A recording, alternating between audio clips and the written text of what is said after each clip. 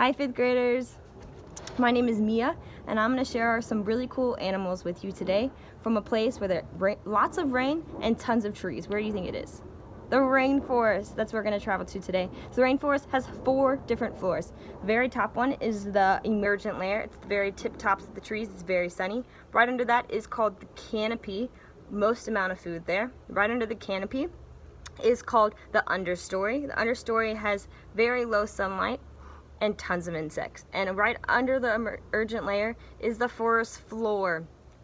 Forest floor literally has no sun, but there's a lot of decaying matter there, so a lot of insects and yummy things that other animals like to eat. So my first friend is named Maui. Can y'all say hi, Maui? Maui is a military macaw. He is a male. He comes from Mexico and South America, and he's going to be the one from the canopy where there's tons of fruit. He loves to eat fruit, seeds, nuts, and berries. He has a hooked bill, my military macaw, help him open up nuts. He has bones in his tongue to help him crush up seeds, nuts, fruits, all things like that. He is a green feathered bird with blue, yellow, and red tail feathers, and as well as a red kind of face. How tall are you? Military macaws get about 1.5 feet. Fifth graders, how far can you open up your arms?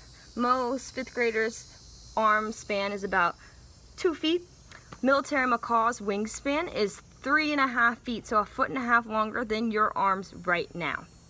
So in the wild, there's only about 10,000 macaws left, and that is because of deforestation, as well as exotic pet traders collecting macaws from the wild, trapping them and selling them as pets. So please, if you want a pet macaw, adopt them. They live 50 or 60 years, so they're gonna have multiple owners. So please adopt a macaw and help them find a home. There's tons of them out there. As well as deforestation is a big issue. Macaws lay eggs in palm trees. A lot of people cut down palm trees to get palm oil. Use sustainable palm oil. That's where they do not cut down the tree, they actually extract the palm oil without cutting it down, so those birds still have a place to lay their eggs in those nests on top of those palm trees. So sustainable palm oil, as well as do not support the exotic pet trade. My next animal is named Roo. Can y'all say hi, Roo?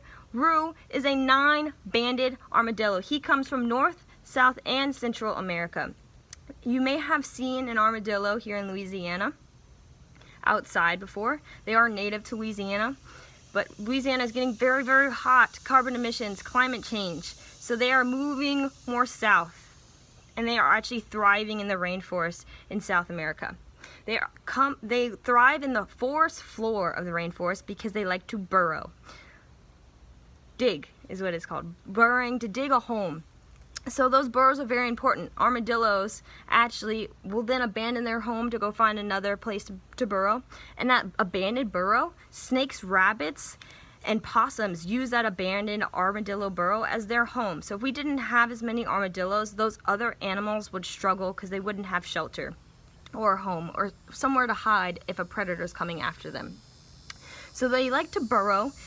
Roo does, that 9-banded armadillo. He digs, and he has a 3-inch sticky tongue to help him grab ants out of ant piles, termites he likes to eat, and small invertebrates. So they do have a big carapace or shell. Kind of like a turtle, their shell grows with them, not like a hermit crab. They cannot leave their shell. That carapace is made out of the same thing as your fingernails. Everybody look at your fingernails. Your fingernails are made out of keratin.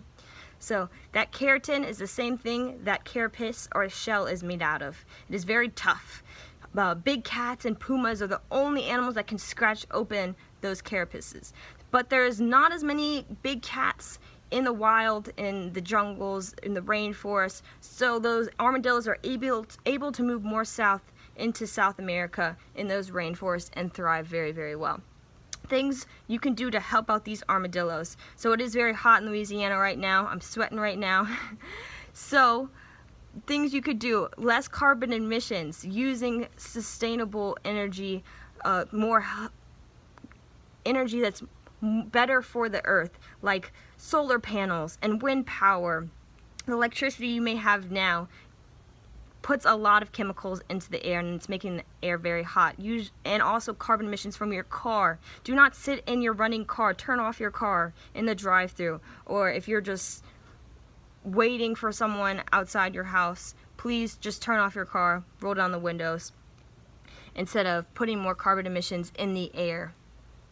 It will help out these animals quite a lot. Carpool with your friends and family to work or school instead.